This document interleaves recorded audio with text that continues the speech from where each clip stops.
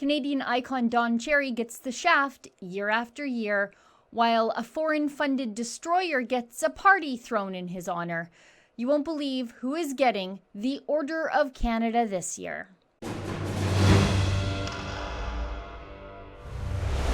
The Order of Canada has become increasingly disconnected from normal Canadians. In fact, this probably should be called the Order of Liberal Laurentian Friends and Family, as opposed to the Order of Canada, because the Order of Canada certainly doesn't reflect the mainstream values of everyday Canadians anymore, nor does it honor those people whose values align with normal Canada types. You know, the people who are outside of the Ottawa, Montreal, Toronto triangle of federal government misery. It's become just an award that fancy elites give to other fancy elites these days, and no one cares all that much about any of it, specifically because of that fact. Case in point, this new batch, the 2020 batch of Order of Canada inductees. Now, some people inducted into the Order of Canada this year definitely deserve it. There are athletes, scientists, doctors, and human rights activists on the list, and that's all fine. But of the 114 either newly inducted or promoted within the Order of Canada, journalists are clearly overrepresented. I've seen 2 climate change activists and at least 5 French language activists, and then there's Alan Rock, the Liberal Justice Minister who first brought in the long gun registry and made thousands of people's completely innocent grandpas gun criminals overnight through the stroke of a pen. Now, normally, I couldn't care less about any of these people if I tried. It's mostly people of privilege, glad-handing and backslapping each other for being activists in causes. Often they seem to be the only ones who care about. No thanks.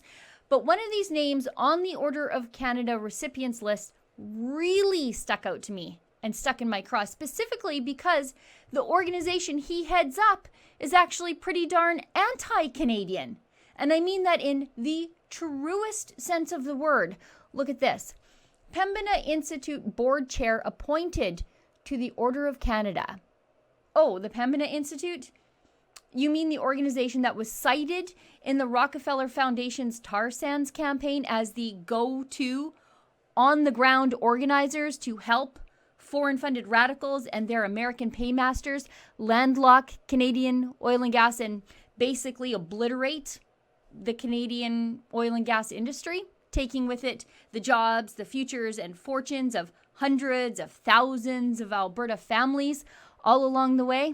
Yeah, that Pembina Institute. Now, as Mark Milkey writes in the Toronto Sun, the US-based Rockefeller Brothers Fund to denigrate Alberta's oil sands was worth $7 million alone. And in 2008, the Calgary-based Pembina Institute received some of that money.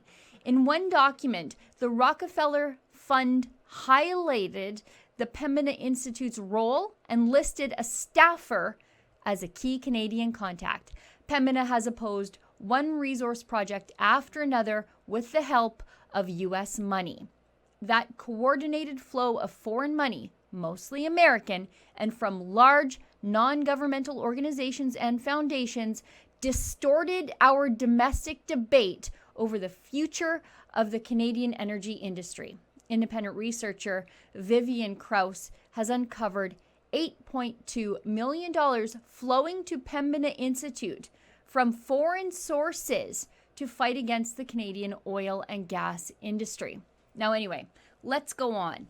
Linda Cody, the executive director of the Pembina Institute, made the following statement in response to the Governor General's appointment of David Runnels as an officer of the Order of Canada. On behalf of all of us at the Pembina Institute, I congratulate our chair, David Runnels, on his well-deserved appointment as an officer of the Order of Canada in recognition of his decades-long commitment to promoting environmentally sustainable development around the world.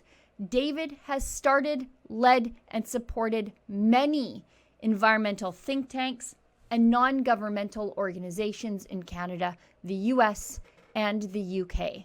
Among his many influential roles, he served as an advisor to Maurice Strong, the Secretary General of the 1972 United Nations Conference on the Human Environment in Stockholm, and as President and CEO of the International Institute for Sustainable Development. This is grotesque. The only thing the Pembina Institute has built is the debt of Canadian families as they helped their San Francisco-based overlords put the entire oil patch on the unemployment line, without even a care about the people's lives they were ruining. Now, there's a greater point here. Did you even know that it was Order of Canada time again? And if you did, do you even care? Can you name any of the recent inductees other than the one I just told you about? I bet you can't, because these people have murdered the Order of Canada and its worth in this country. I also bet you can list one name that keeps being left off the list because he just isn't fancy enough. That name is Don Cherry. Now, year after year, that Canadian cultural icon is passed over, ignored by the fancy people because he's just a little too rough around the edges, too outspoken, too patriotic, too pro-Canada, just a little too normal and plain talking to be part of their fancy little club. But still, year after year, Don Cherry does his charity work for the Canadian military to little or no fanfare at all. I guess taking up the military and veterans as a cause isn't as important to our Laurentian moral and intellectual betters as advocating for taxes on everything, taxes that hurt the poor the most, because you think it might just change the weather. For Rebel News, I'm Sheila Gunn Reid. Friends, have you checked out our brand new Rebel News store yet? We've completely redone it. It's got all new designs, and I gotta tell you, it's got free shipping in all of North America. What a great deal. And because I'm a conservative, and I think you're a conservative too, I like to conserve a little money. So I've got a treat for you. If you use the coupon code Sheila10, SHEILA10 at rebelnewsstore.com, you'll save 10% off your order. That's rebelnewsstore.com, coupon code Sheila10.